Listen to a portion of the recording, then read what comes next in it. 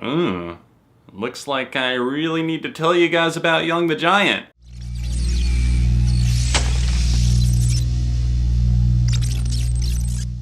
What's up everyone, John from ARTV. It's time for a review of the third studio album by American rock band Young the Giant. The new record is called Home of the Strange, and I am very enthusiastic to talk to you guys about this one because it's one of those albums that just kind of took over me and I didn't even know it was happening. It's one of those albums that maybe you play it first and you're like, this is a pretty good album, and then 10 listens later, you somehow can't stop playing it and it becomes one of your favorite records of the year. Young the Giant were formed in 2004, originally as the Jakes. They changed the band name in early 2010 just before the release of their excellent self-titled debut record. I was hooked instantly. That came out my freshman year of college. I'm feeling really old. I can't believe it's been nearly 6 years since the release of that album. I was really into that, loved songs like Apartment and Cough Syrup, got into the rest of the record as well, got really excited for their second album that came out and it did not disappoint. Mind Over Matter was another fantastic record. Samir Gadia, I believe that's how you pronounce his last name, is the lead singer of this band and he attended Stanford University as a very smart individual, and that really shows in the lyrical content. He is a fantastic vocalist, one of my favorites of all time. His voice is just so elegant, so beautiful, and his writing style, when collaborating especially with some of the other band members, they all come together and put together some of their best songs yet for this new LP, and I cannot believe how much I'm loving this. Home of the Strange is home to a lot of songs about an immigrant story. Titus is our title character here, and it's kind of a trip down this character's journey. I wouldn't say that it's necessarily a concept album as a whole, but it's like maybe Titus could have some of these qualities and some of these stories applied to him. It's interesting how this record settles in with you, because if there's one thing that I noticed right off the bat, there's a huge emphasis on groove this time around. I love how this record just kind of finds a beat, finds a melody, and it really hones in on it, and they just go for it. Some of these tracks are absolutely elegant in terms of the instrumentation, so lush and so raw and stripped back at times on some of these tracks like Elsewhere, which makes use of so many different organic instruments, and of course I feel like it's a little bit less electronic this time around, but I for one am not complaining. Some of these tracks are simply gorgeous. Just listen to Art Exhibit and then try listening in the open sessions for that one. Yeah, you're gonna be blown away. Pouring like rain, a true thought appears. Oh, the genius of pain.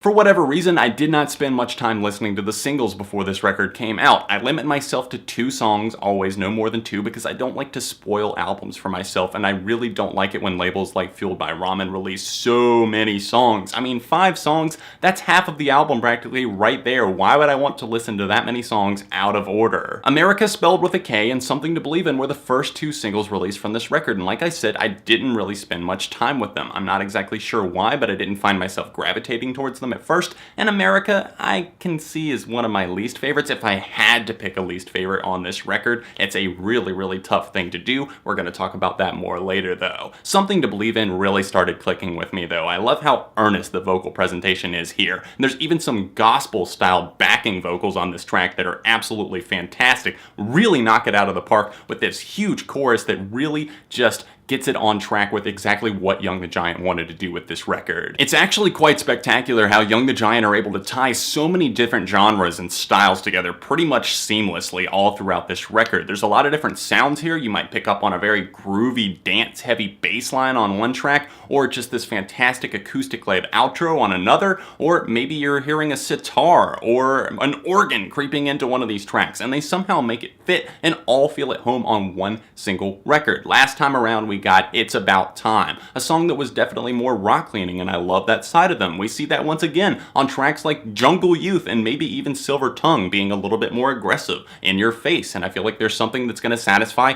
somebody who loves the beautiful and elegant side of Young the Giant as well. Just something very serene and calming, and Art Exhibit is a perfect example of that. I love how that track just kind of creeps up on you and really hits you straight in the feels. Repeat is another one of those that's taking you down memory lane. This character all throughout is talking about his journeys, maybe with immigration, finding life in America, fitting in, finding new friends, and just wondering exactly what his place in the world is. In tracks like Repeat, he's playing back these memories over and over again in his head, but it's presented to us, even on Art Exhibit as well, as a story, and we are able to flesh that out in our own minds for ourselves, and I love it whenever a band can craft something like that. The intro on Repeat is absolute gold. It's one of those moments that just sends a shiver down your spine because it is so good in terms of the vocal presentation. It's just Samir and a guitar, and I could listen to it for days on end. Some moments really make me appreciate this dark, brooding vibe that Young the Giant really build up here. There's a big importance with atmosphere on this record, and it plays a huge role in why it works so well. And two of those major keys are found in the form of Elsewhere and Nothing's Over, two of my absolute favorites that I cannot stop coming back to. Elsewhere really just showcases the vocal talent of Samir once again, but also some chiming like keys building in the background and like a strum guitar getting a little bit faster, and it's kind of talking about, once again, finding your place, not exactly knowing, and it seems like it's from the point of view of maybe a child or somebody reflecting on their own childhood. And on Nothing's Over, it's one of those tracks that almost picks up kind of a happy vibe to it as it goes on, but as it starts off, it is a little bit looming, it's a little bit ominous, and I love how they turn that into something much more fun, danceable, and rocking. Even though the lyrics on this record are totally incredible, a little bit more in-depth, and have a vernacular that maybe you wouldn't expect on your typical rock record, I find it quite amazing how catchy this album still is. There's so many songs that you're instantly going to be singing along to, like Elsewhere, Something to Believe In, Nothing's Over, Silver Tongue, which is the band, as they described it, their first ever party song, which doesn't make it a dumb song by any means. It's still standing way above some of its peers in the very same genre. It's just one of those tracks that does let loose a little bit. And I think that my favorite track in terms of the lyrical department and just seeing a very insightful look at America and its current state is Mr. Know-It-All. This song is so important and so on the nose. I love the vibe of the track. It's very playful. It starts off with a little chuckle, and then there's these cutting guitar lines that really just slice their way in. But what I pay attention to more than anything is the lyrical content on this track, and there's some lines that just hit hard. I definitely come down pretty hard on technology sometimes, and even though I'm guilty of some of the things I accuse people of, I'll be the first to admit that, and I think Mr. Know-It-All knows that, and it's a very self-aware track, but I love how it still is able to call people out. There's a couple of lines in particular, actually the chorus of this track really. She's staring at her phone, and even though you sit together, you feel so alone. It's such a tragedy when people hardly speak, and this line in particular slams like a brick wall. Try to live up to the person you pretend to be. Holy shit, shots fired right there. People can be anything online, and that's a cool thing a lot of the time, but it's also a big facade, a lie in a way. Mr. Know-It-All, you can do anything. You can Google whatever you need to know and give people whatever answer they want to hear. Maybe people think you're cool, but in reality, you meet up with people, you don't even know what to say to them, so you just continue staring at your phone. And I love that this track kind of does contrast itself with that playful musicality, but also some very thought-provoking lyrics, like where are we heading and where are we going to be in 20 years? Will we even know how to interact with each other? Oddly enough, gun to my head, if I had to pick least favorites on this record, the opening and closing tracks would probably be the ones that I pick. America Has Grown on Me. It took a little bit for that story mode to really settle in with me, but now it just totally clicks. Something went off in my head and I'm like, oh, this is why this is an awesome song. But the only one that I guess really hasn't totally won me over, even though it is still a really good track, it's just maybe not as great as some of its peers, is the closing title track, Home of the Strange. Maybe it's the knocking synthesizers,